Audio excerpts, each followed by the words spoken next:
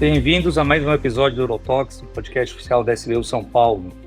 No episódio anterior, o de número 168, discutimos biópsia prostática em 2026, o que mudou e como fazer melhor. Mas se a biópsia mudou, talvez a pergunta mais importante seja como será o diagnóstico do câncer de próstata no futuro. E é exatamente sobre isso que conversaremos hoje, o futuro do diagnóstico do câncer de próstata, ressonância, PET-CT de PSMA, biomarcadores e inteligência artificial. Eu sou Filemon Casafus, coordenador e moderador do podcast, e para debater esse tema teremos a participação de 3 convidados com ampla experiência em urologia e imagem do câncer de próstata. Começo apresentando o Dr. Fernando Morbeck de Almeida Coelho, médico assistente do setor de radiologia abdominal do Hospital Israelita Albert Einstein e membro da atual diretoria do Colégio Brasileiro de Radiologia. Morbeck, muito obrigado por aceitar o nosso convite. Seja bem-vindo ao Urotalks.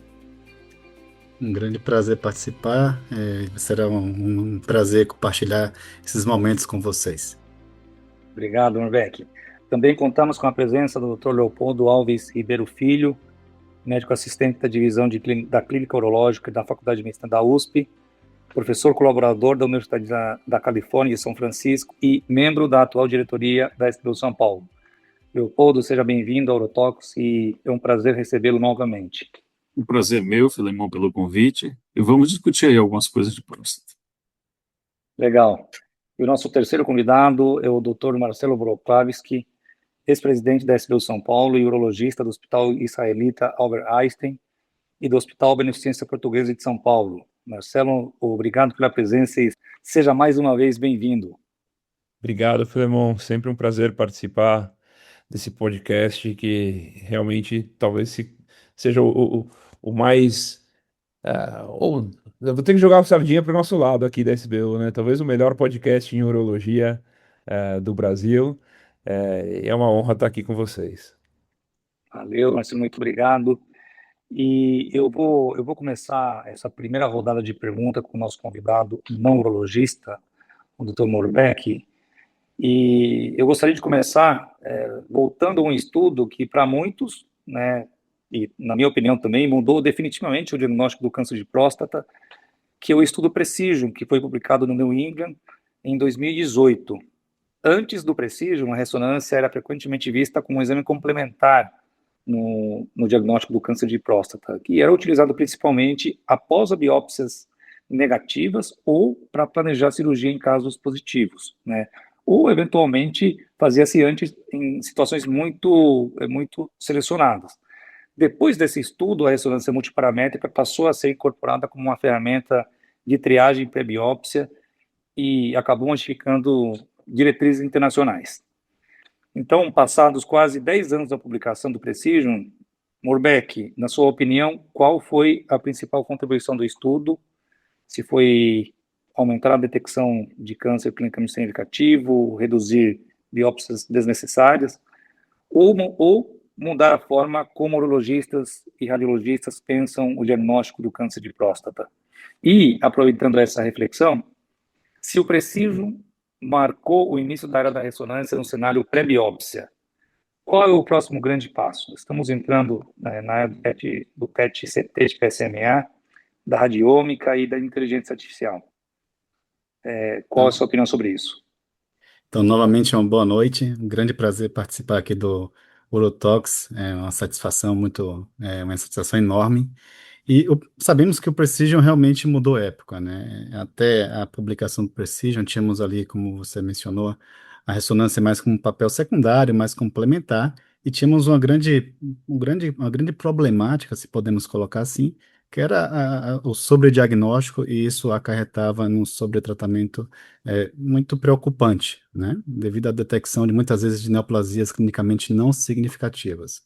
E o Precision, que foi um ensaio randomizado, acho que todos aqui têm o conhecimento, um estudo de não inferioridade ali envolvendo cerca de 500 pacientes, que separou basicamente 2 grupos ali para avaliação dos pacientes, né? Um grupo dos pacientes que fizeram biópsia após uma ressonância magnética, caso a ressonância magnética fosse positiva, e outro grupo que foi para biópsia randômica independente da ressonância.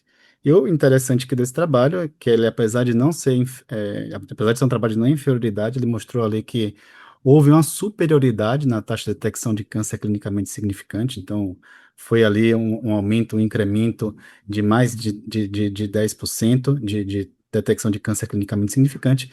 Além disso, houve a redução da detecção de câncer não significante e também evitou-se uma grande porcentagem de biópsias, ali gerando em torno de 28% a 30%.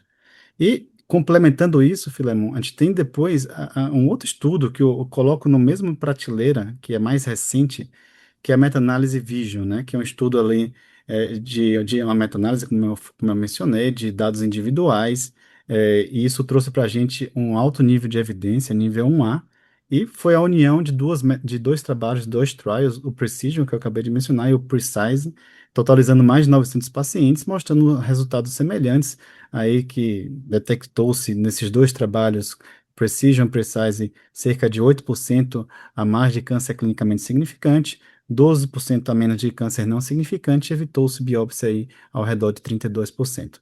Então, o Precision, o Precise, a meta-análise Vision, e temos outros trabalhos aqui, como o PROMISE, o MRI First, mostrando realmente que a ressonância magnética é o exame de primeira linha nesse cenário de detecção de neoplasias clinicamente significantes.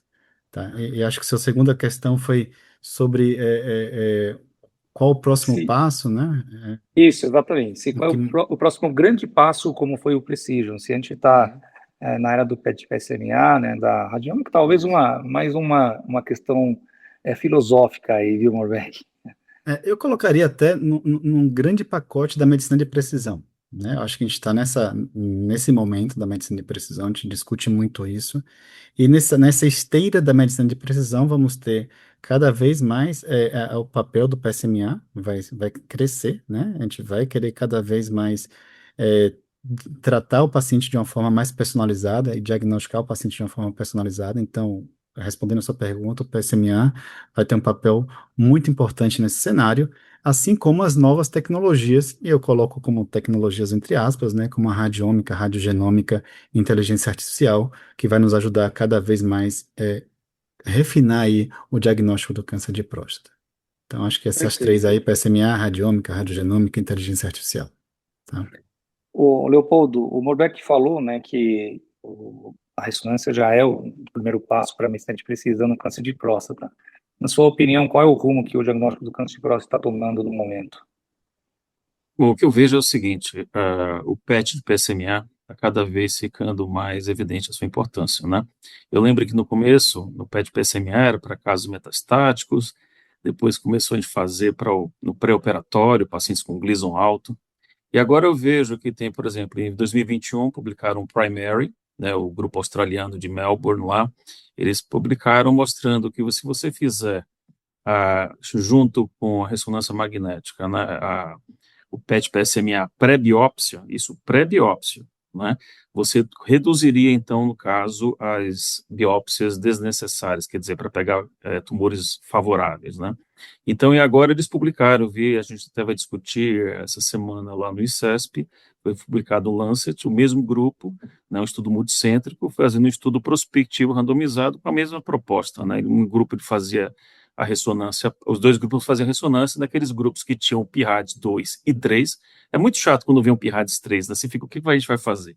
Então, esses dois, o PIRADS 2 e 3, eles foram, então, submetidos ao PET-PSMA, randomização, e realmente, no grupo que fez o PET-PSMA, você fez menos biópsias, cortou em 50% a necessidade de biópsia. Então, eu acho que a gente está a poucos passos de implementar o PET-PSMA pré-biópsia em casos selecionados, né, pacientes com Gleason acima de 10, histórico familiar, né, ou mutações já conhecidas. Eu acho que a gente é por aí o caminho. Cada vez o PET-PSMA vai ser utilizado mais precocemente. Ótimo. Ô Marcelo, se fôssemos desenhar hoje um Precision 2.0, voltando ainda ao estudo Precision, você acredita que esse estudo, um 2.0, já incorporaria outras ferramentas, como o PET-CT de PSMA, como o Leopoldo falou, ou algum biomarcador? E eu queria fazer uma segunda pergunta, falando da ressonância um pouco, talvez tivesse feito essa pergunta para o Morbeck. Vocês acham que uma ressonância magnética que foi feita num centro de baixo volume, num paciente com suspeita clínica alta, a gente teria que repetir, tem o mesmo significado? O que eu estou querendo perguntar é, a ressonância é um exame que depende do examinador? Bom, Filemão, vou começar pela primeira pergunta. Eu acho que a grande questão é a seleção do paciente, né? No fundo, a gente está querendo entender quem é o paciente que pode evitar uma biópsia e quem é o paciente que merece realmente fazer uma biópsia de próstata, porque a biópsia de próstata é um procedimento que tem alguma invasibilidade, né, e alguns riscos de complicação, apesar de talvez um pouco menores hoje em dia, mas infecção urinária, sepse, retenção urinária, sangramento. Então, o grande X da questão é quem são os pacientes que merecem fazer a biópsia e quem são aqueles que a gente talvez tenha ou deveria evitar de fazer biópsia porque ou não tem câncer ou porque tem um câncer de próstata não clinicamente significante. E eu acho que a gente está num momento de tentar integrar todas essas informações que a gente tem. Acho que a gente tem marcadores de imagem, né? A ressonância já está bastante bem incorporada no nosso dia a dia. Eu acho que hoje é quase regra, sempre que disponível, a gente fazer a ressonância pré-biópsia. O Léo acabou de comentar sobre o Primary 2, que foi publicado faz uma semana. E também o Primary 1, já mostrando dados do PET. A gente tem o micro-ultrassom, que é uma tecnologia também relativamente nova e que alguns estudos mostraram sendo não inferior à ressonância. E a gente tem os marcadores genômicos, né? Existem vários deles, uh, desde testes como o PHI, que avalia o PSA, o PSA livre e o menos 2 pré-PSA, é uma outra fração do PSA e gera ali um índice. Existe o 4K Score, que avalia 4 calicreínas, existe o PCA3, que é um teste urinário. Eu acho que o segredo é a gente tentar integrar isso, tentando balancear o custo de tudo isso, né, a toxicidade financeira que existe, versus os riscos de uma biópsia para alguns pacientes. E lembrar sempre da densidade do PSA, que talvez seja uma ferramenta barata, acessível e que muitas vezes nos ajuda a selecionar os pacientes, bem como as calculadoras de risco, né? Então a gente tem essa gama aí de instrumentos, de ferramentas, e acho que cabe a nós escolher a melhor ferramenta para cada paciente. E em relação à sua segunda pergunta, Filemon, eu acho que o Morbeck pode até comentar melhor, mas existem até escalas, assim como o PIRADS, existe o PIQALIS, que avalia a qualidade da ressonância. E, sem dúvida, centros de referência podem ter resultados mais homogêneos e talvez mais confiáveis, e daí surge a necessidade, acho que talvez nosso maior público aqui de ouvintes seja de urologistas, de nós urologistas nos habituarmos a ler ressonância e não acreditar cegamente no laudo que muitas vezes é feito por alguém que talvez tenha menos experiência que nós mesmos urologistas, né? Assim como o Fernando Morbeck é um uroradiologista, é um cara que sempre que eu tenho alguma dúvida eu facilmente o acesso para a gente trocar alguma ideia. Nem sempre a gente tem um uroradiologista disponível, dependendo de onde a gente está trabalhando. Então, a gente poder ler criticamente uma ressonância, assim como a gente faz com tomografia, assim como a gente faz com estudo urodinâmico, em que a gente pega o exame e interpreta o exame, eu acho que o urologista ainda tem um certo receio e talvez a gente precise incrementar isso no treinamento dos nossos residentes, de aprendermos a fazer uma leitura crítica das ressonâncias para eventualmente concordar ou desconfiar de algum laudo. Perfeito.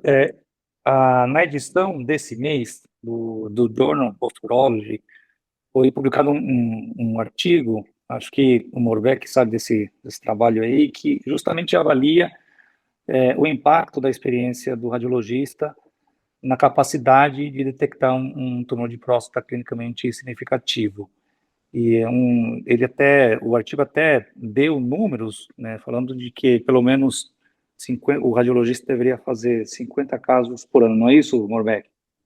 Então, tem essa publicação, Filemão, que você mencionou, mostrando ali motivos, né, de você eventualmente não detectar uma lesão clinicamente significante, e com certeza a experiência do radiologista é, tem a ver, né, e tem esse número de 50 casos, né, que eventualmente 50 casos seria ali o radiologista que lê menos de 50 casos por ano, isso aí seria um fator que estaria relacionado a um pior prognóstico de detecção. E vou até ampliar esse estudo, porque tem outros trabalhos em radiologia já avaliando isso mais profundamente, e muitos deles foram puxados pela publicação do critério de qualidade, que é o PIQAL, que o Marcelo mencionou, né? Então, o PIQAL é basicamente uma classificação que vai, atualmente na sua versão 2, né, ele vai de 1 a 3, falando se a ressonância tem uma qualidade ruim, uma qualidade intermediária ou uma qualidade ótima. E nessa esteira foram publicadas várias coisas relacionadas à qualidade, não só da aquisição de imagem, mas também a qualidade do radiologista, né? E quando eu falo em qualidade de radiologista, é basicamente para mostrar o que o radiologista tem que ter de critério, né, para ele ser um expert na área. Então, isso aí, logicamente, que a parte de avaliações de consenso, e o consenso atual é que tem que ter uma leitura entre 500 casos e 1.000 casos ano, pra você ter ideia. Então, quando eu vejo ali 50 casos que foi na publicação mais recente, eu até acho econômico, tá? 50 casos ano, 100 casos ano, seria até um pouco mais econômico, a gente tendo aí esse número chave que os radiologistas têm que guardar, e também para vocês saberem da urologia, que o número requerido ali para ser um expert em radiologia prostática seria de pelo menos 500 casos no ano, tendo ali mais de 1.000 casos lidos no decorrer do seu aprendizado. Não precisa ser todos os casos, logicamente, com, com com a concordância de alguém mais experiente, né? Então, 1.000 casos globais, mas aí esse valor por ano seria de mais ou menos 500 casos. E, logicamente, para você chegar até essa leitura dinâmica, uma leitura deliberada como um radiologista expert, você passou na sua fase de treinamento como residente. Então, é outro ponto que o trabalho aborda, é radiologistas que têm uma subespecialidade, né? Basicamente, eles têm a maior expertise, que já é esperado. Porque você, para chegar nessa experiência, você viu os casos com alguém mais experiente por um bom tempo. Esse número mínimo de casos aí, de pelo menos 100 casos liberados, ali vistos com um radiologista expert durante seu aprendizado. Então, da mesma forma que deve ter um número-chave para prostatectomia robótica, para nefrectomia parcial, vou chutar aqui o número, aqui a gente tem também para leituras de próstata, então você tem que ter pelo menos 100, né, para você começar a entrar no mundo, entender o mundo ali de radiologia prostática. Tá? Então, um trabalho bem interessante que traz esse número para a gente, mas a gente tem que só ampliar um pouquinho, dando um zoom out aqui, lembrar que tem outros trabalhos também mostrando que são valores até um pouco maiores do que esses 50, 100 casos dessa publicação mais recente que você mencionou. Perfeito. E como já se tornou rotineiro aqui no Europox, hoje eu trouxe 3 casos reais no meu consultório para discussão. Eu E, posso fazer um obviamente, comentário, Vilão, claro, sobre claro, por essa favor, questão? Leopoldo. Eu acho, quando a gente está falando de IA, então eu estava lendo que nos Estados Unidos o FDA liberou centenas de double checks de IA para radiologia. Então você está na dúvida, você pode mandar o seu exame e eles fazem uma checagem por IA, né? E realmente é muito diferente. Você manda para o Fernando, você tem certeza que vai ser uma coisa bem laudada, mas às vezes seja casos que você fica na dúvida. E de patologia tem 8, né, que o FDA liberou. Você manda as lâminas e eles fazem revisão do diagnóstico. Então, acho que, já que o tema da aula também é inteligência artificial, acho que isso é um bom a gente lembrar, que são a segunda opinião por IA, né? Perfeito. Não sei Então, se. Leopoldo, pode falar, Morbeck. Não, é só pegando um gancho, só para a gente não perder o racional do Leopoldo, trouxe uma coisa muito interessante, que é a IA, né? E eu sou um grande entusiasta de inteligência artificial. E só para, acho que todos aqui já devem ter lido, mas para quem não leu, vale a leitura de uma publicação do Lancet chamado Consórcio do Picaí, tá? Basicamente para ver ali como a inteligência artificial ajuda na radiologia e na detecção, né, de câncer de próstata, os radiologistas. Isso mostra que há um incremento muito exuberante da área sob a curva quando você utiliza a inteligência artificial, mesmo com radiologistas experientes. Então, existe esse aumento com o radiologista experiente que é menor, mas quando você pega o público geral de vários níveis de experiência, esse aumento é significativo. Então, pegando essa última fala, você pode usar a inteligência artificial, além de como uma segunda opinião, até para customização, né, e padronização das leituras em um mesmo serviço, né? Muitas vezes você vai ter radiologistas menos experientes que eles podem usar a inteligência artificial para aumentar ali a acurácia, e isso vai se aproximar mais dos radiologistas experientes. Então a gente pode aplicar isso tanto em uma instituição como de uma forma mais global, isso aumentando a acurácia aí, né, do método. Então é só Fernando, alguém utiliza IA aqui no Brasil? Como é que é essa questão? Que o FDA aprova lá os sites, e aqui, como é que é essa regulamentação, a gente tem o CFM, essa questão? A gente tem a Anvisa, vou até puxar uma sardinha aqui para o CBR, Colégio Brasileiro de Radiologia. A gente agora é, colocou no site do CBR todas as ferramentas de inteligência artificial que são autorizadas pela Anvisa, vários deles em radiologia. Então, vários estão sendo, é mais novo, né? Então, vários foram aprovados e tem algumas instituições já te- incorporando a inteligência artificial, principalmente na detecção de lesões, né? Então, basicamente, a inteligência artificial pode atuar em vários cenários. Não sei se é muito escopo aqui, só para abrir esse parênteses. Lembrar que ela atua na parte de detecção, que é uma pequena parcela. Mas lembrar também que ela atua na aceleração da imagem, que hoje em dia, que eu acho que um dos maiores impactos é na aceleração de imagem, que você consegue fazer mais exames, tornar o exame mais barato e aumentar a acessibilidade do paciente. Ela atua na execução dos laudos, né? Então você consegue laudar muito mais rápido o exame com a inteligência artificial, através do LLM, e a gente tem todos esses pontos aí da IA atuando na radiologia. E uma delas é na qualidade, como o Marcelo mencionou, o Piqual. Hoje em dia tem o AI Qual, que basicamente a AI dá uma classificação de qualidade. Muitas vezes você consegue, com o paciente na máquina, repetir uma imagem se a qualidade não ficou aceitável. A IA ali na máquina já detecta que o exame não ficou bom e você já repete a imagem. Porque é muito ruim. O Leopoldo falou, é muito ruim quando a gente pega a PIRADS 3. E imagine pra gente, Leopoldo, que também é muito ruim você dar um PIRADS 3, né? A gente fica na angústia, falei, puta, eu tô vendo o caso do Leopoldo, vou ter que dar um Pirrates 3, e muitas vezes eu ligo, Marcelão, ó, tô dando um Pirrates 3 aqui, mas você já liga se justificando, mas muitas vezes esse Pirrates 3 sai porque a qualidade do exame não ficou ruim, não ficou boa. Então tem trabalhos já mostrando que quando você tem classificações ruins do Piqual, né, você aumenta a taxa de Pirrates 3 e também de biópsias negativas, né, então você diminui o valor preditivo positivo do método pela baixa qualidade da imagem. Então tudo começa com a qualidade. Inteligência artificial, só pegando esse gancho, pode ajudar aqui também na qualidade, assim como na detecção que você mencionou. Ô, Filemão, eu quero saber quando vai ter o fellowship em siglas, né? Tem o PIRADS, PIQUAL, o PICAI, o Primary, Primus, Precise. Eu lembro assim de cabeça, então tem que fazer um dicionário aí, Não Tem, tá fácil, não tá tem fácil, uma mas aula só. eu vou tentar facilitar então a nossa discussão, como nos episódios anteriores, hoje eu trouxe 3 casos reais do meu consultório para discutir, e as informações que eu tenho aqui, eu tenho autorização dos meus pacientes para uso, uso educacional, né, e qualquer dado que pudesse identificá-los foi obtido ou modificado para garantir o sigilo e a privacidade. Então, a gente está tranquilo em relação a isso. Eu tenho feito nos casos de hoje, e assim como tenho feito também nos casos anteriores. Então, e o primeiro caso é de um colega médico de 59 anos, branco, sem histórico familiar de câncer de próstata e sem antecedente de prostatite. Ele apresentava sintomas miccionais importantes de esvaziamento e no toque retal tinha uma próstata bem volumosa, mas sem nodulações suspeitas.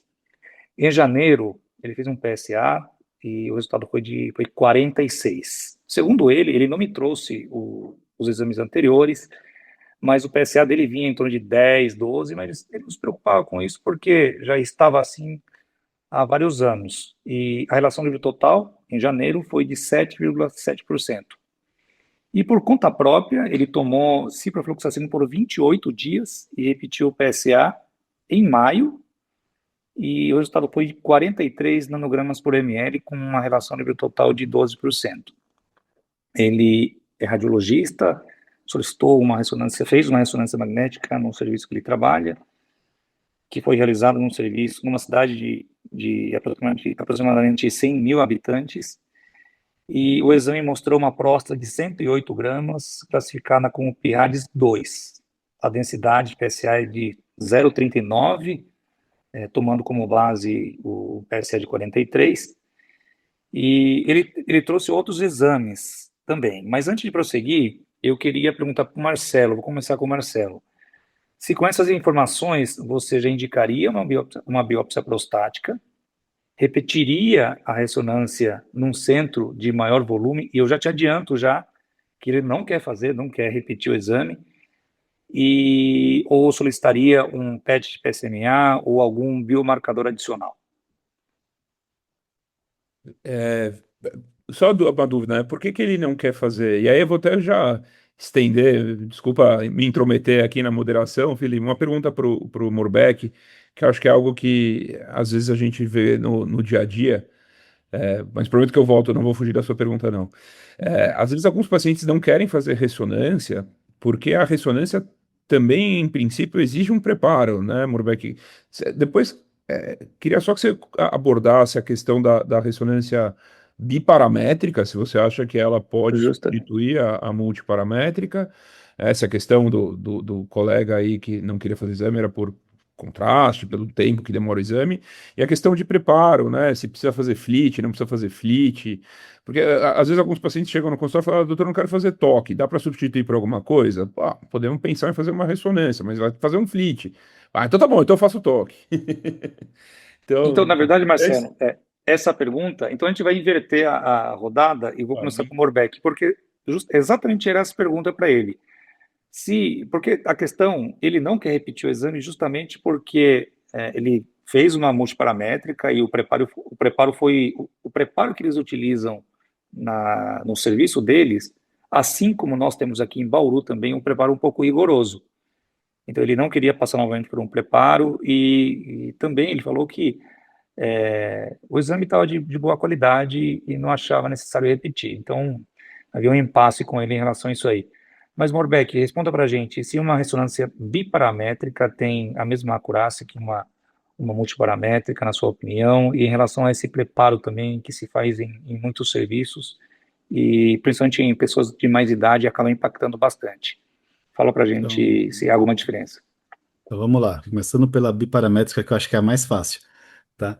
Então, atualmente temos várias publicações atualmente sobre as ressonâncias biparamétricas, mas a mais famosa delas é o Prime MRI, que foi publicada recentemente.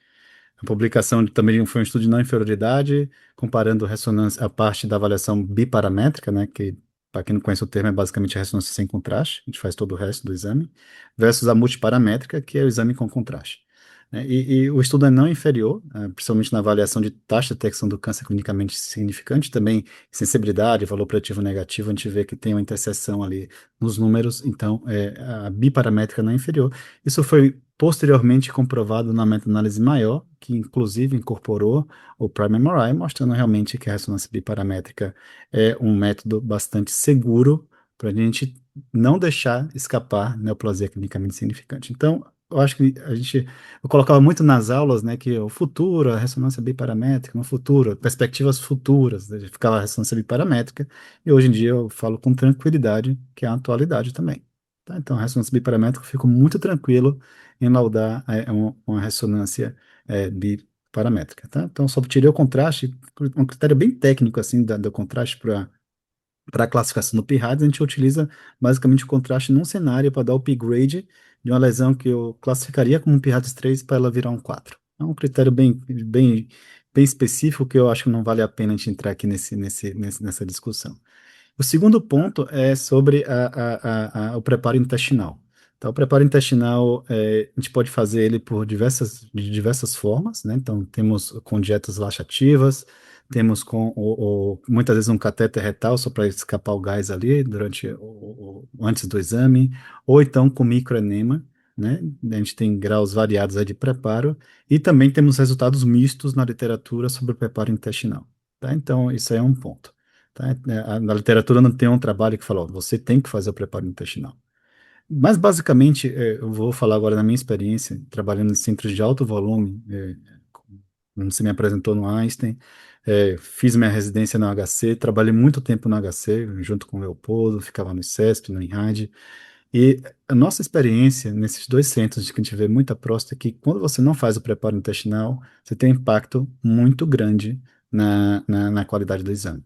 Tá? Isso, inclusive, está sendo publicado agora em um consenso, um roadmap de como atingir ressonâncias de alta qualidade. O preparo intestinal está ali incorporado.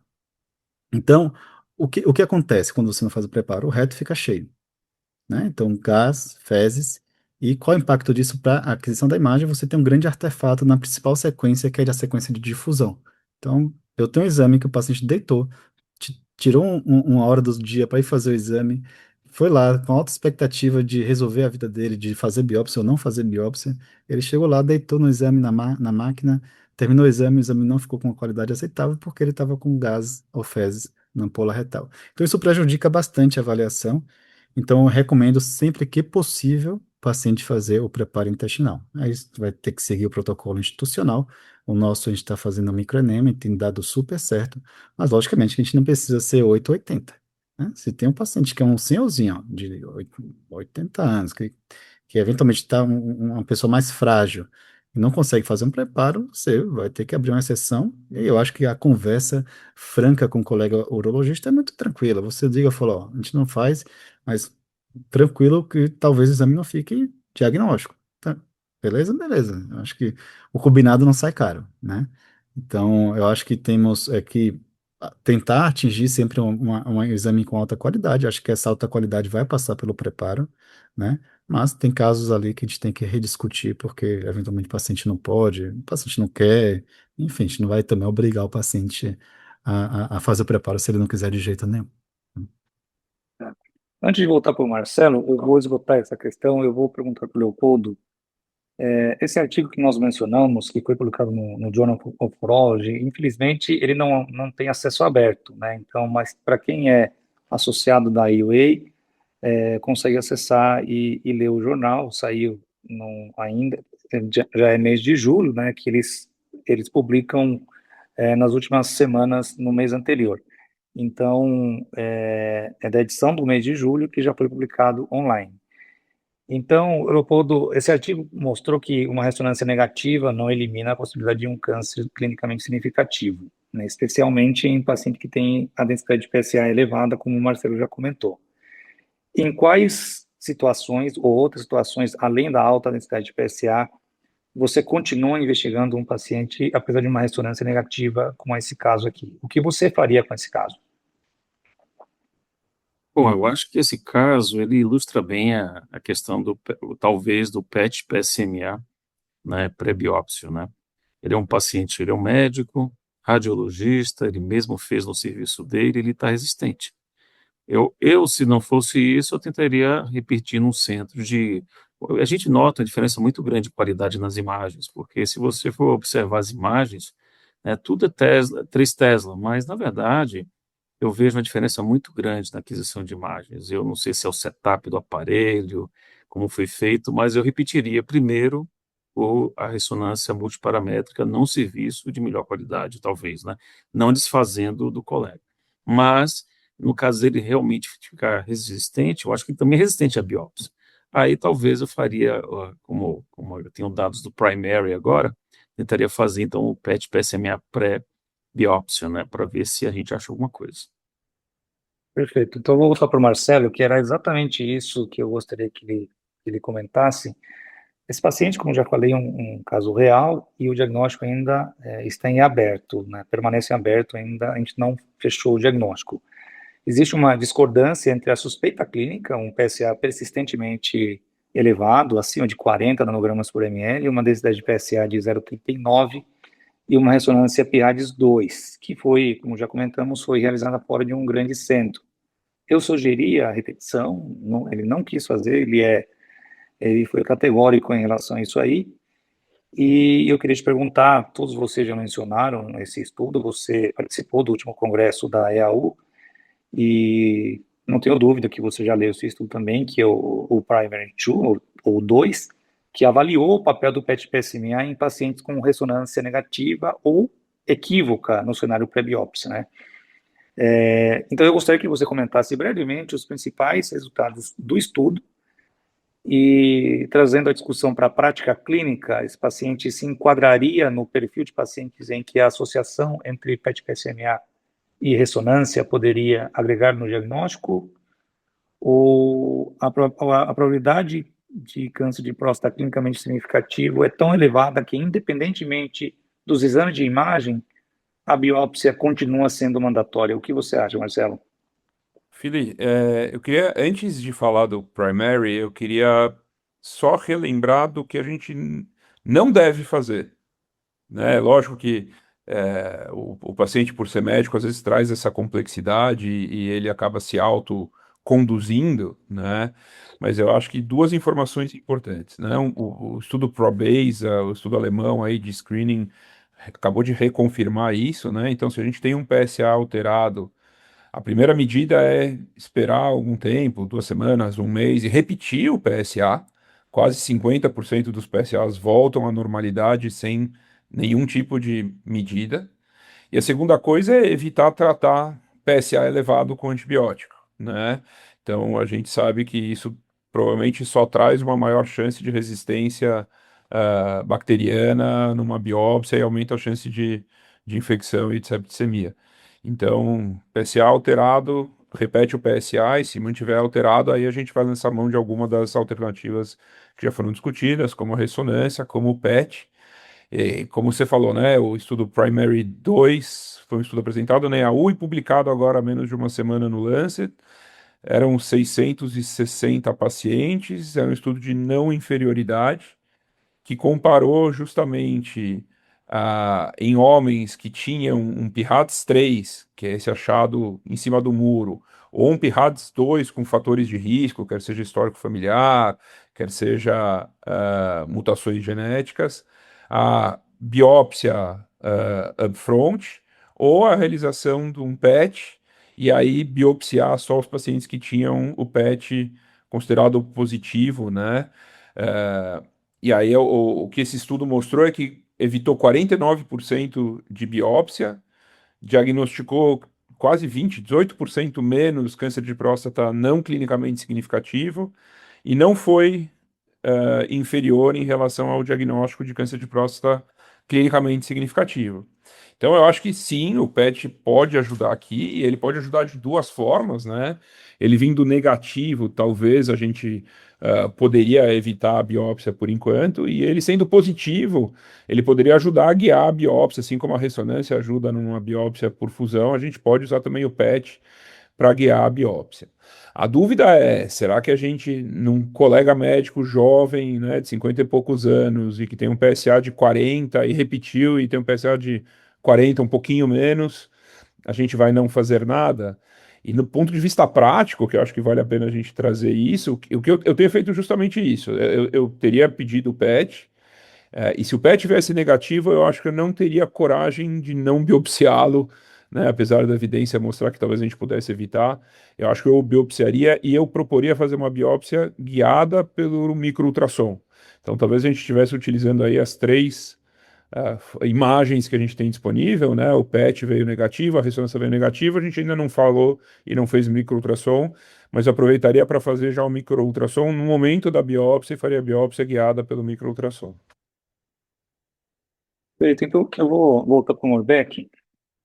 O Prestígio inaugurou a era da ressonância pré-biópsia. Então, o Primary e, mais recentemente, o Primary 2, ou 2, né, sugerem que o PET-PSMA, como o Marcelo falou, pode reduzir biópsias e melhorar a detecção de câncer clinicamente significativo. O que você acha, Morbeck? Estamos assistindo ao nascimento de um novo paradigma em que a ressonância mais PET-PSMA antes da biópsia? O que você acha disso? É, eu, assim, eu acredito, eu acredito bastante na tecnologia do PSMA, no PET. É, os dados estão aí, né, para a gente ver, os dados estão postos, aumenta o valor preditivo negativo, aumenta a sensibilidade, aumenta, reduz, na verdade, a necessidade de biópsia, né? Então, é uma ferramenta realmente que veio para ficar. Agora, eu acho que a grande pergunta vai ser quando implementar e em que cenário a gente vai colocar o PET, lembrando que a gente tem, como o Marcelo falou, vou usar o mesmo termo, né? Toxicidade financeira.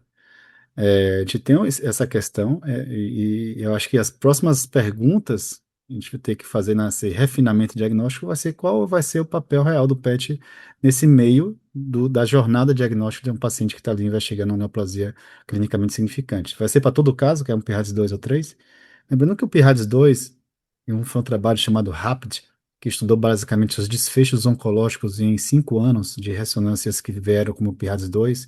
Os desfechos o principal desfecho ali para a detecção de neoplasia clinicamente significante, no caso que foi dado como PIRADS 2, é de 8%. Né?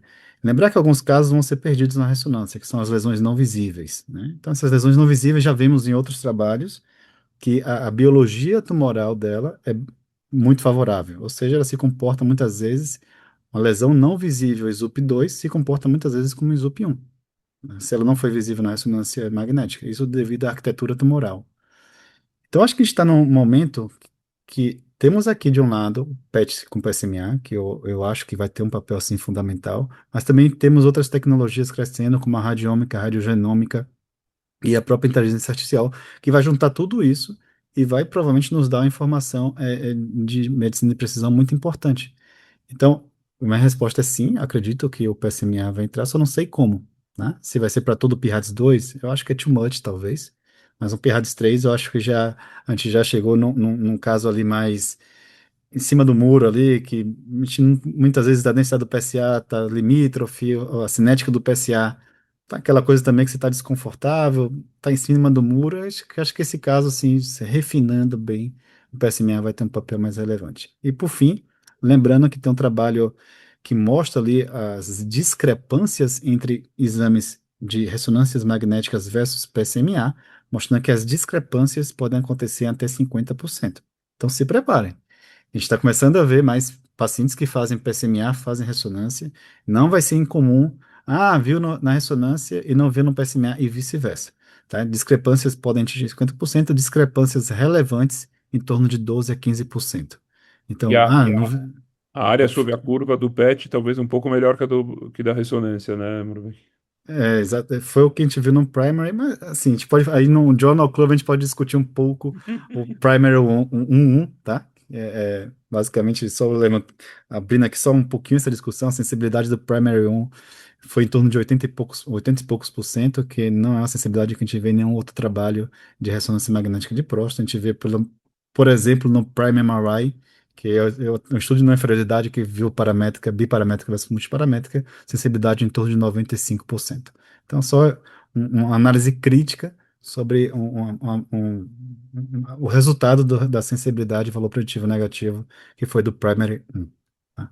Mas, enfim, não desmerecendo de jeito nenhum o estudo do PSMA. Ô, Leopoldo, esse caso, então nós temos um paciente, um colega médico, com os resultados de exames que já comentamos, não quer repetir outra ressonância, e você solicitaria um PET-PSMA ou insistiria numa nova ressonância, ou você acha que nenhum tipo de exame de imagem substitui a confirmação histopatológica desse caso aí? E também eu gostaria que você comentasse o que você acha do Primary 2, ou Primary 2, né, que foi publicado recentemente. Eu queria que você falasse um pouco do estudo, do artigo que foi publicado e também a sua opinião sobre esse caso aqui. Bom, eu acho que vamos primeiro em relação ao estudo, né? Como o Marcelo falou, ele abordou mais de 660 pacientes, né? Todos eles tinham algum risco maior levado para câncer de próstata, como, por exemplo, o PSA-MALC10, mutações de BRCA, então, mas na tabela ele não tem nenhuma mutação de BRCA, ele considerou isso. Outra indicação, a densidade acima de 0,1. Ele fez também pacientes e todos esses pacientes não foram antes abordados, nunca fizeram biópsia de próstata, né? São biópsia naive, né? Então, esses pacientes, eles então foram randomizados Então, o pessoal que tinha PIRADS 2 e 3 na ressonância, caiu no grupo controle, todos foram biopsiados, né? E o outro grupo, que era o grupo de estudo, ele fez então, fez o PET-PSMA, e aí naqueles grupos que tinham suspeitas, né, realmente o PET-PSA deu positivo ou suspeito, ele fez a biópsia. Mas aí, com isso, ele evitou 50% de biópsias nesse grupo, né? Porque com o outro todo foi biopsiado. Então, os resultados foram muito equivalentes em relação à detecção de tumores significativos, não significativos.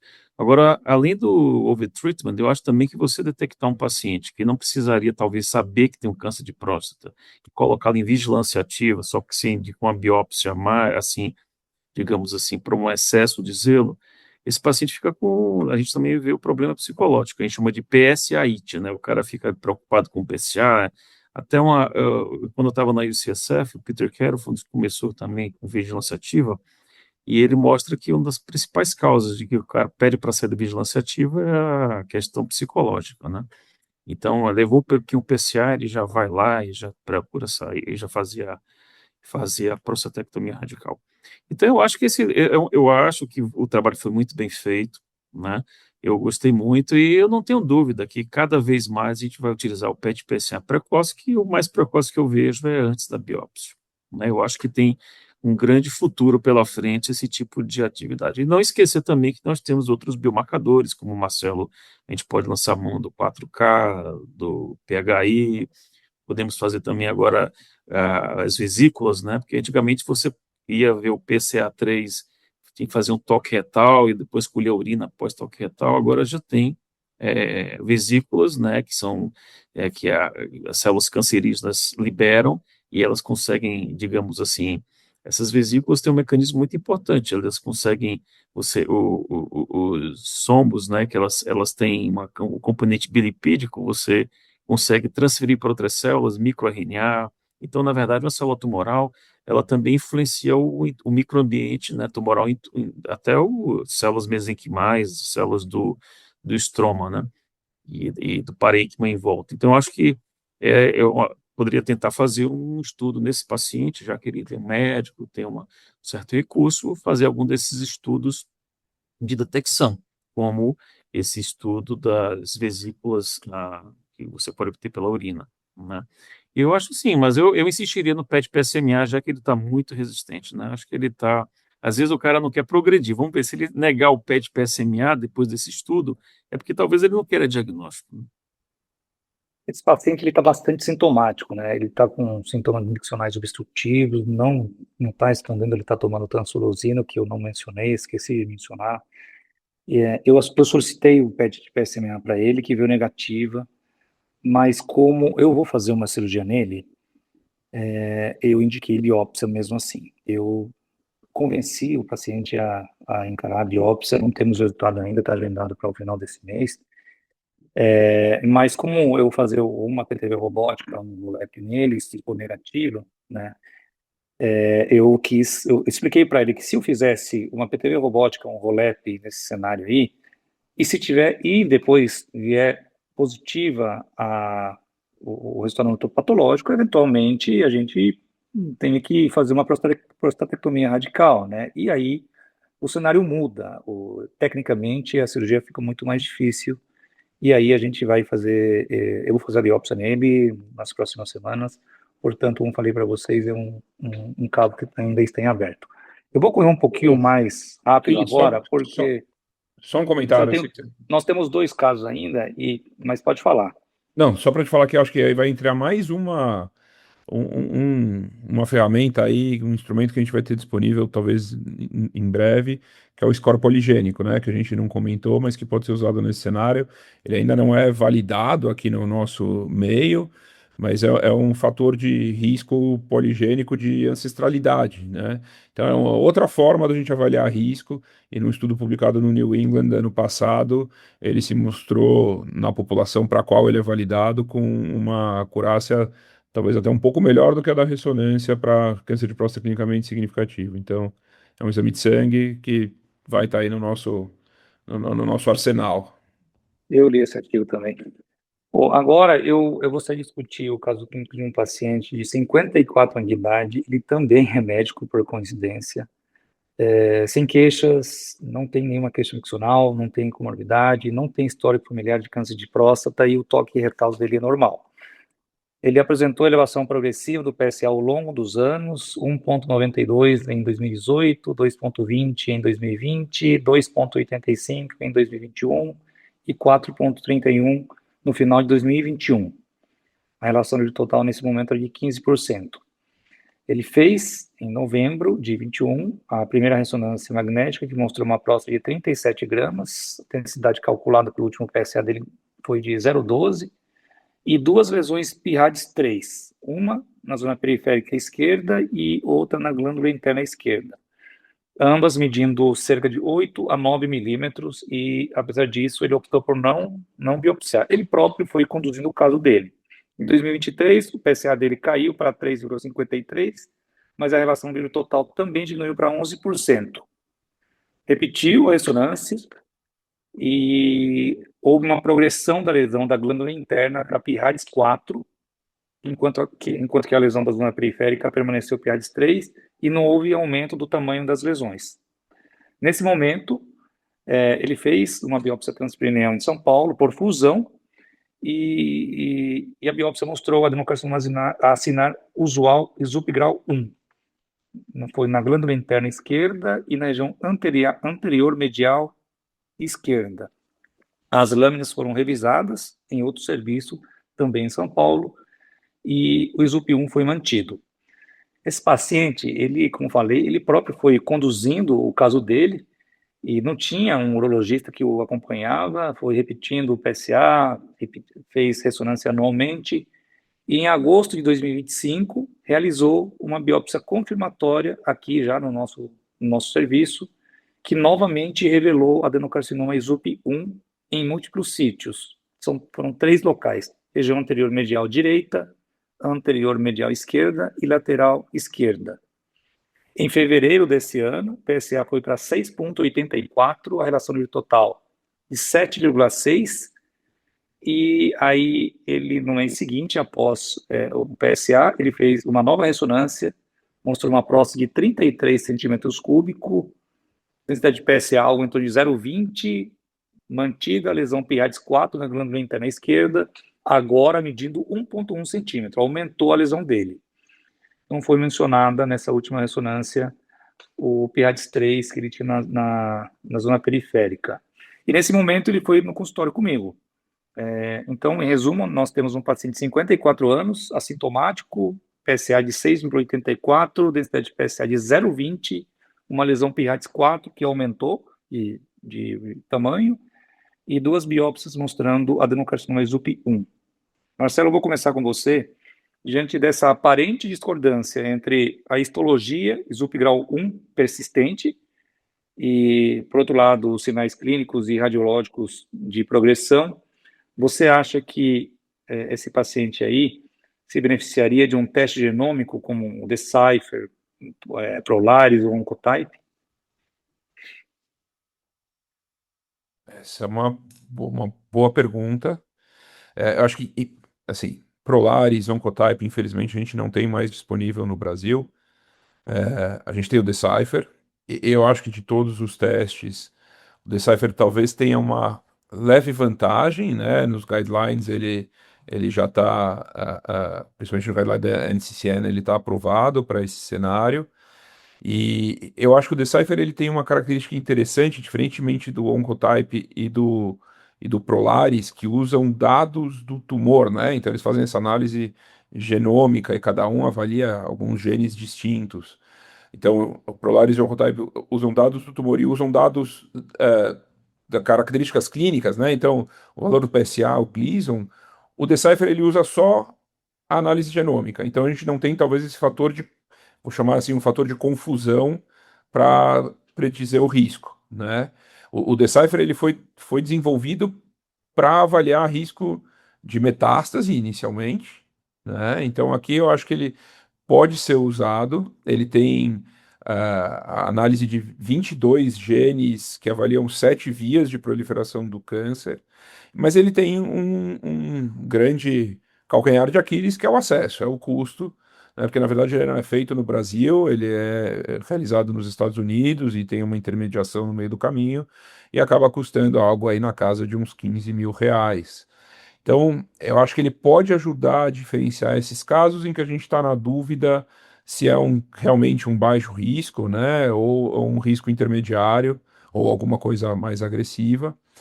E o Decipher, justamente nesse cenário de vigilância ativa, quando ele vem alto, a gente sabe que é um tumor que tem uma grande chance de apresentar na prostatectomia características patológicas adversas, como extensão extraprostática, acometimento de vesícula e um Gleason upgrade.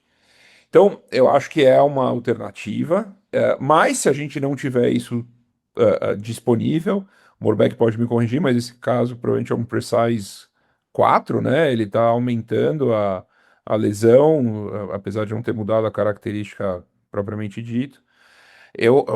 Acho que o convencional aqui seria rebiopsiar ele para confirmar o que está acontecendo. A última biópsia dele é de agosto, né? Faz agora 10 meses que ele fez a última biópsia. O PSA dele não mudou muito de lá para cá, mas ele está angustiado também em relação ao PIRADS-4, principalmente, e a densidade de PSA dele. E, Marcelo, são 16 mil, acho que o custo do Decipher é 16.300 reais. É caro, um exame muito caro. E a facilidade que eles colocaram agora, que eles estão coletando, inclusive aqui no interior, eles vêm buscar do laboratório. Então a gente faz um contato com a empresa que faz a coleta, eles vêm buscar e se responsabilizam pelo envio, enfim. Mas é um exame muito caro ainda. Eu acho que é pouco viável. Nesse caso, eu acabei solicitando, não tenho resultado ainda. E, Leopoldo, na sua opinião, esse paciente aí é um paciente jovem, tem expectativa de vida ainda grande, né, elevada, tem o ISUP1 persistente, mas tem essa questão de sinais de progressão tanto clínica e radiológica, né? Você acha que o teste genômico poderia modificar, né, tirar esse paciente da vigilância ativa e levar para um tratamento definitivo? O que você acha? Você solicita em alguns casos o teste genômico? Sim, eu acho que esse é um caso muito ilustrativo, né? A gente não vai pedir testes genômicos se sua conduta já está estabelecida, né?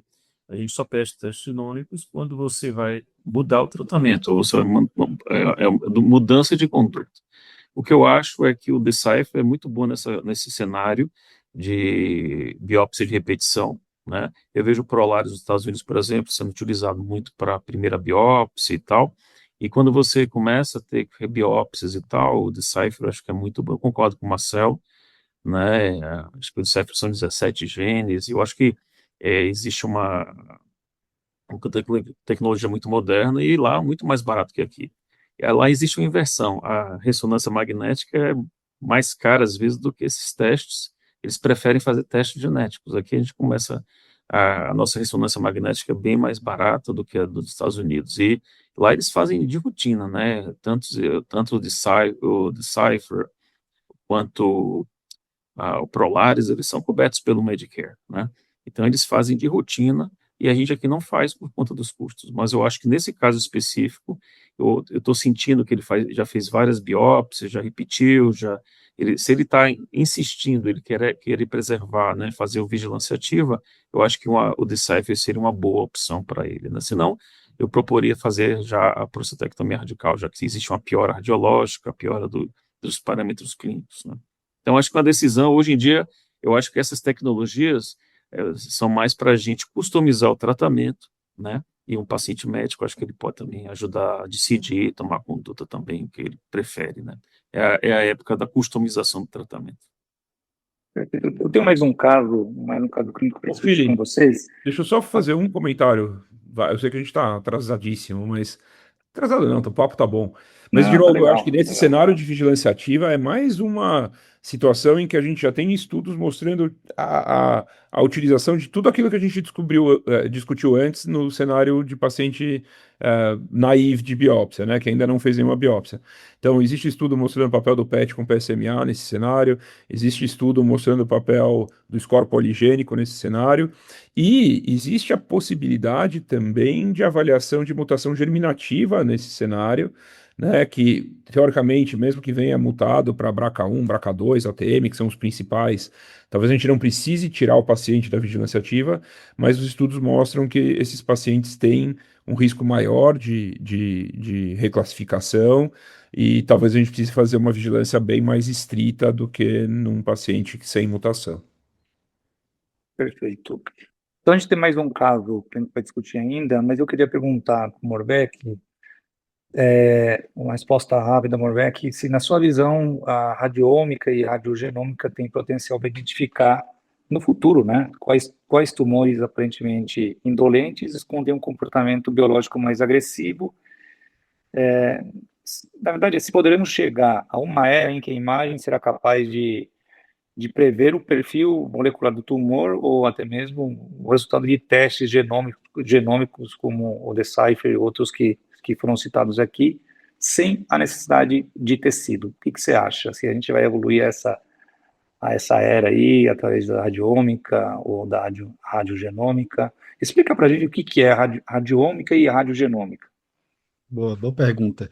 Então, basicamente, a radiômica, ela vai utilizar ali os dados da imagem, que em uma explicação bem tranquila assim, de entender, que você usa os dados da imagem que não são visíveis, entre aspas, ao olho humano, né? Vários features que a gente chama, é o termo utilizado, e você vai jogar dentro de um sistema de análise que você consegue fazer várias avaliações, como heterogeneidade, textura,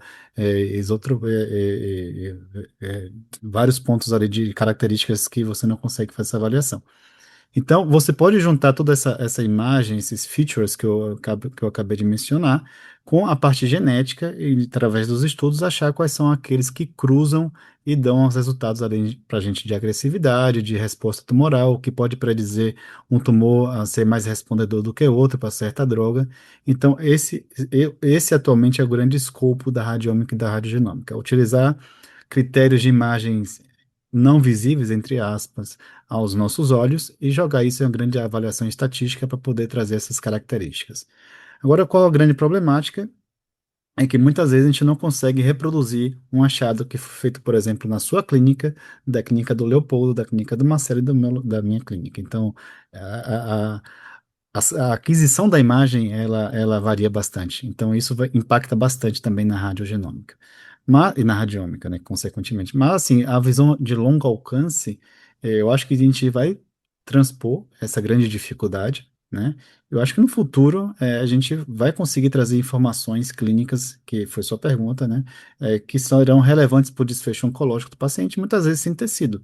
Não sei se é uma exclusão total de necessidade de tecido, né? Mas eu acho que a gente vai conseguir trazer muita informação. Eu vejo muitas vezes assim a avaliação do microRNA, do RNA circulante, que para tumor de bexiga a gente discute bastante hoje. Muitas vezes você não precisa, você sabe que o tumor tem tumor, mas eventualmente você vai ter que fazer uma cistoscopia para ter tecido. Esse racional todo a gente pode trazer para a imagem, né? Muitas vezes você vai saber, ó, nessa próstata tem tumor, porque tem um marcador aqui X, Y, Z. Muitas vezes você não vai ver, mas sabe que vai ter uma neoplasia ali. E esse vai ser o racional. Mas quando e como a gente vai transpor essa grande barreira que é da reprodutibilidade, que é a grande questão. Mas acredito que no futuro a gente vai conseguir trazer mais informações, sim. Bom, caminhando agora já para o encerramento do episódio, a gente está com 1 hora e pouco de discussão. Eu queria apresentar rapidamente o caso clínico de um paciente de 57 anos, sem queixas, sem comorbidade e um histórico familiar impressionante de neoplasias. O pai, um dos irmãos, 4 tios paternos tiveram câncer de próstata e dos 4 tios, 2 faleceram pela neoplasia. O irmão mais velho teve câncer intestinal, 2 tios maternos tiveram câncer de próstata, a mãe, 2 tias maternas e a irmã tiveram câncer de mama, a irmã veio a falecer devido à neoplasia, e um tio paterno faleceu por câncer de pâncreas. Esse paciente, ele foi no meu consultório, né, com esse histórico aí, ele muito abalado pelo histórico, segundo ele vive transtornado por isso, ele faz acompanhamento psiquiátrico, e ele costuma dizer que o mais difícil não era o medo de desenvolver o câncer, mas a sensação de que o câncer já estava nele. Então, no exame físico, ele tinha um toque retal suspeito, a nodulação no lobo esquerdo da próstata. O primeiro PSA dele foi de 4,41, que ele já me levou na consulta, com relação ao nível total de 29%. Eu solicitei uma ressonância que mostrou uma próstata de 43 gramas, densidade de PSA de 0,10 e duas lesões PIRADS 4, uma na região anterior, que eu não consegui tocar, obviamente, e outra na região posterior, que foi palpável. Sugeri a realização de uma biópsia prostática, mas o paciente recusou formalmente o procedimento. E ele já tinha feito uma mastectomia preventiva. Eu não sei como que ele convenceu esse colega mastologista a fazer, mas ele já tinha realizado já uma mastectomia preventiva e queria retirar a próstata independentemente da confirmação histopatológica. Então, diante de tudo isso, eu solicitei um PET um PSMA e o exame revelou captação difusa na próstata de uma área focal de intensa captação no terço médio da região periférica do lobo esquerdo, um SUV máximo de 7,1. Aí, na sequência, eu pedi um painel genético para câncer hereditário, que revelou variantes patogênicas em BRCA2 e CHEK2. Então, eu vou começar com o Morbeck primeiro. Esse caso reúne praticamente todos os elementos que a gente discutiu hoje aqui, né? Um histórico familiar, mutações germinativas, toque retal suspeito, ressonância com duas lesões, um PET de PSMA focalmente positivo. Do ponto de vista de imagem, qual é o grau de confiabilidade da combinação ressonância com PET PSMA nesse cenário? Eu falo de grau de confiabilidade que eu possa usar para indicar uma prostatectomia radical nesse paciente. PIRADS 4, né? PIRADS 4, duas lesões. Tá. Então, assim, só para a gente ter uma ideia de números, né? De valor preditivo positivo, né? Para neoplasia clinicamente significante pelas faixas do PIRADS. A partir do 3, a gente tem ali 20%, tá? Para o PIRADS 3, que não é nosso caso, mas o PIRADS 4 varia bastante dos trabalhos, gira em torno de 50% a 60%. PIRADS 5 não, PIRADS 5 é bem alto, em torno de 80%. Então, estamos falando aí em torno de 50% a 60% de câncer clinicamente significante pela ressonância magnética, e um SUV de 7, né, pelo que eu entendi, não foi Isso, um SUV isso. de 7, que pela literatura a gente viu ali nas maiorias das publicações, a gente sempre discutindo ali 8 e 12, né, um negócio batendo na trave. A gente não tem um PIRADS 5. Mas assim, você não vendo a imagem é bem complexo, né? Mas tem um PIRADS 4 que foi que entrou na minha tese, né? Que é basicamente um PIRADS 5 que o que muda é o tamanho de 1,5 centímetros. Você define o que é um PIRADS 4 e 5. Então, no meu racional, muitos dos PIRADS 4 são contaminados pelos casos indeterminados que viraram PIRADS 4 pelo upgrade do contraste. Foi aquela nuance que eu falei lá atrás, ó, o contraste entra aqui, né? Então, eventualmente, esse aqui é um PIRADS 4 que você tem uma maior taxa de neoplasia clinicamente significante pelas suas características, né? E usando um SUV ali meio limítrofe, é muita avaliação de caso a caso, mas se a gente for pegar a literatura, a gente não estaria tão ali naquele caso que a gente espera de um PIRADS 5 com SUV de 12 ou 8 para poder fazer uma cirurgia sem biópsia. Logicamente que tem casos de exceção, como esse aqui está falando, o paciente já queria fazer a cirurgia mesmo sem câncer, né? Aqui a gente tem um PIRADS 4 que está batendo na trave, um SUV que está batendo na trave, mas nesse caso especificamente não me sentiria confortável de falar, ó, vamos supor que é um paciente ali do dia a dia. Vai lá, pode fazer uma cirurgia nesse paciente. Eu não ficaria confortável. Agora, é diferente de um PIRADS 5 com um PET francamente positivo. Vou colocar aqui o SUV de 12. Esse aqui é o valor preditivo positivo, chega em torno de 100%. Porque o que daria o falso positivo de uma ressonância magnética seria uma prostatite, né? Mas o PSMA, francamente positivo, ele não acontece na prostatite, ele acontece no tumor.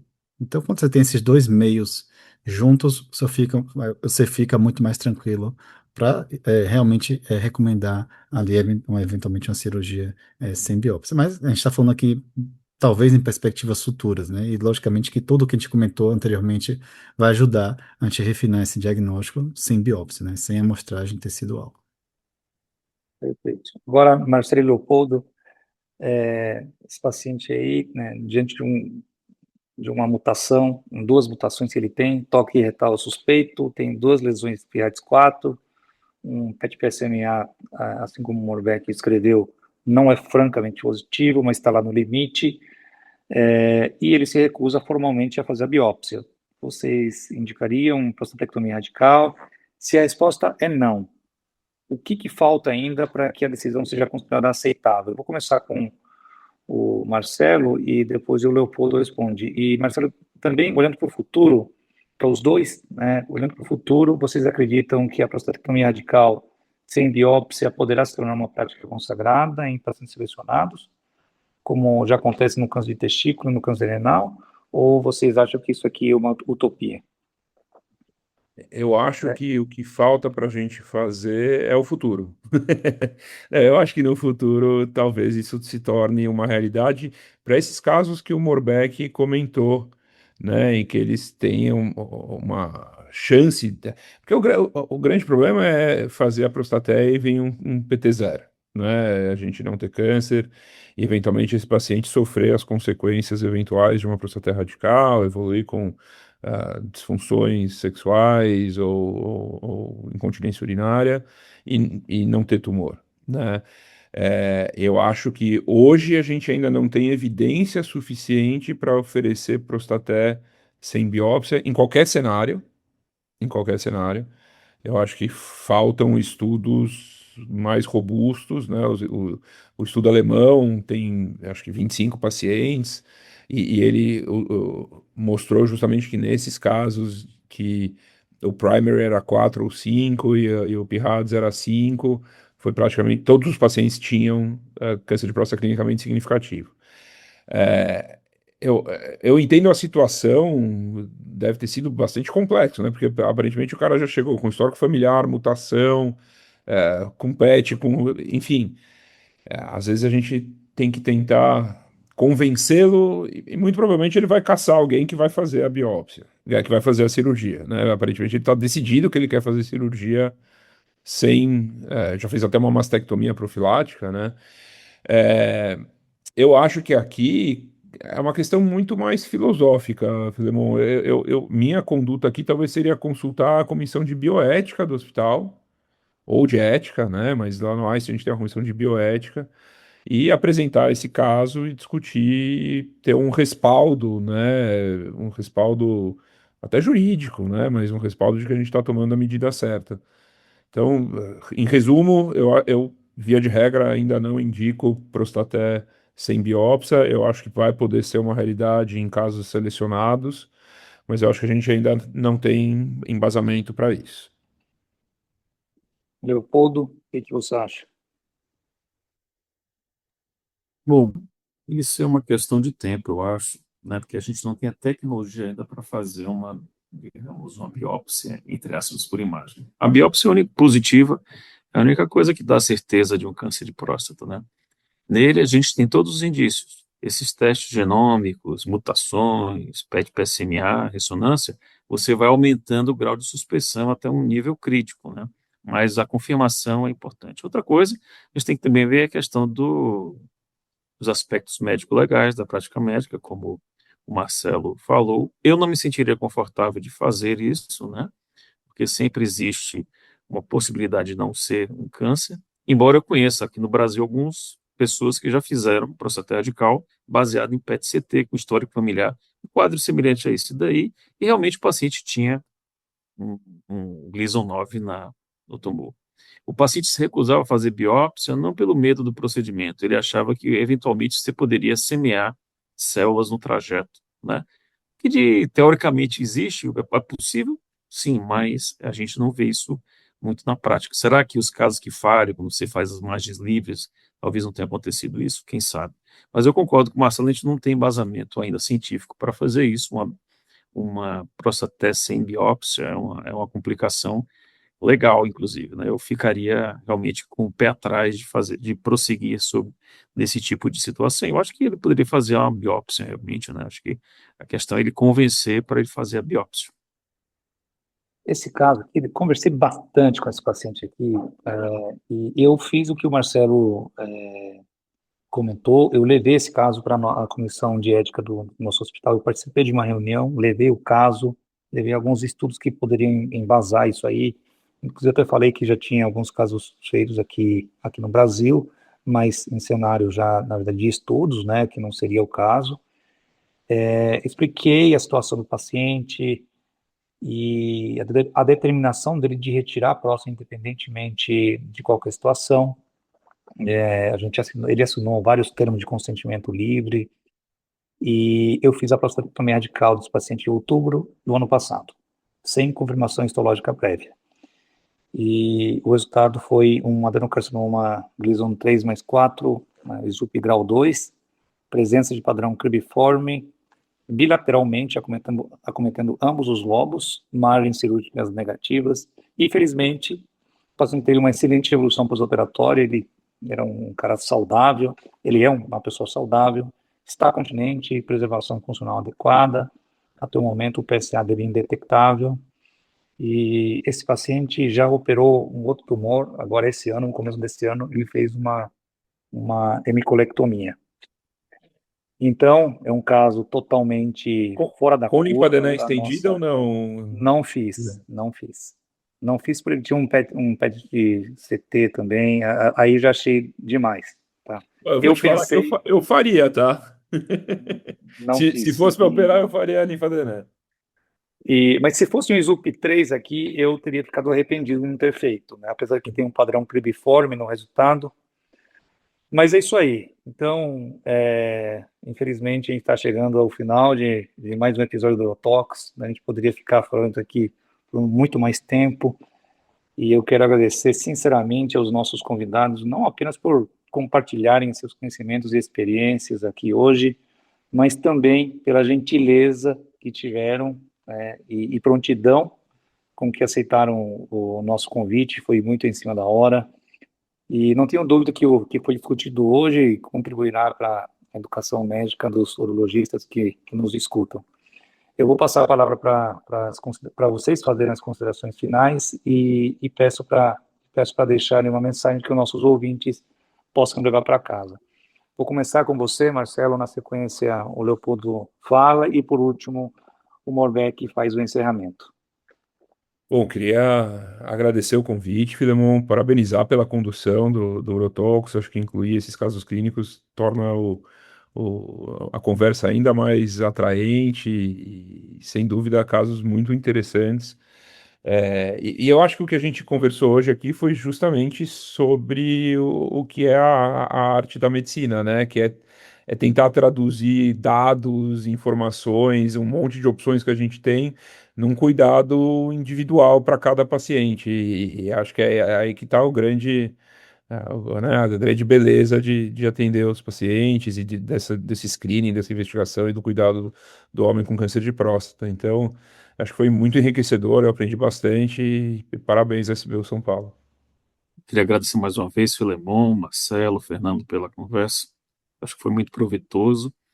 Eu acho também, eu acredito, fazendo um exercício de futurologia, a meu ver, a gente em 10 anos, em relação à evolução do câncer de próstata, a gente mudou, virou de cabeça para baixo, né? A gente começou a fazer vigilância ativa, que é uma coisa que nunca se falava, a gente operava os casos bobinhos e tratava com radioterapia os casos mais agressivos, a gente agora faz o contrário.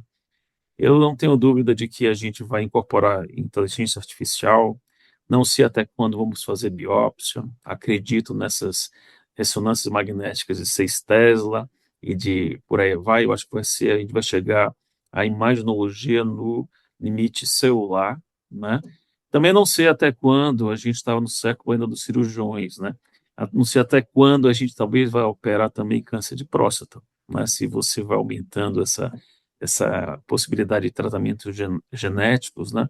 Então, mas eu acredito que hoje eu acho que nós vamos cada vez mais utilizar inteligência artificial e testes genômicos, né? Porque sempre na área de pesquisa, mas agora a gente está vendo na prática, inclusive nos Estados Unidos. Acho que esse é o futuro. Obrigado pela atenção. Então, primeiramente, queria agradecer o convite da SBU São Paulo. Um prazer estar participando aqui desse podcast. Agradecer a parceria com vocês aqui hoje, Leopoldo, Filemon, Marcelo. Foi uma grande honra participar aqui desse bate-papo. Aprendi bastante, sempre aprendo bastante nessas conversas com os colegas de outras especialidades, também da minha especialidade, logicamente. Eu acho que a principal mensagem aqui hoje é que todo esse corpo de estudo que a gente discutiu mostra aqui de uma forma inequívoca que a área da biópsia prostática às cegas realmente chegou ao fim. Hoje temos um nível de evidência muito alto, consolidando a ressonância magnética não apenas como uma ferramenta ali para encontrar mais tumores significantes, mas também como um grande filtro para evitar subdiagnóstico, ou seja, a neoplasia clinicamente não significante.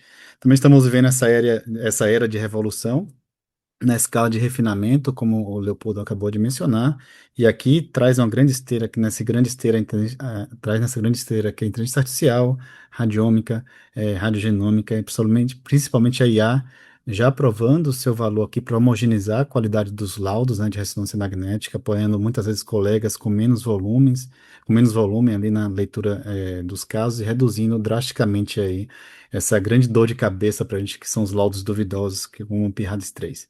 E falando do PIRADS 3, temos atualmente várias ferramentas também para ajudar nessa avaliação desses cânceres, dessas lesões, né, indeterminadas na ressonância magnética, e o principal deles aqui, o estudo do Primary 2, mostrando ali que a gente consegue refinar ainda mais essa avaliação, funcionando como um filtro de resgate aqui para esses casos inconclusivos na ressonância magnética. Então, acho que a gente vai ter aqui o PSMA também com grande papel na detecção e não só ali no estadiamento e no restadiamento do câncer de próstata. E por fim, para fechar aqui a conversa, temos que lembrar que, apesar de todas essas ferramentas preciosas na urologia, na radiologia que a gente tem nas nossas mãos, é fundamental que tenhamos radiologistas e urologistas experientes conduzindo os casos, né? Porque a gente tem que saber quando a gente vai aplicar a melhor ferramenta para o caso selecionado de a melhor forma possível. Então, temos que estar crescendo juntos, né? Temos que crescer juntos aqui para melhorar a assistência dos nossos pacientes. Muito obrigado mais uma vez pela companhia e por essa excelente discussão aqui com vocês hoje. E assim finalizamos o episódio 169 do Urotox, e quero aproveitar e convidar nossos ouvintes para o CPU 2026, que acontecerá de 3 a 6 de setembro no WTC em São Paulo, um evento que certamente vai aprofundar ainda mais o tema que foi discutido hoje. Este episódio, assim como os anteriores, ficará disponível no site www.sbu-sp.org.br e também nas principais plataformas de streaming. Espero vocês no próximo episódio. Tchau!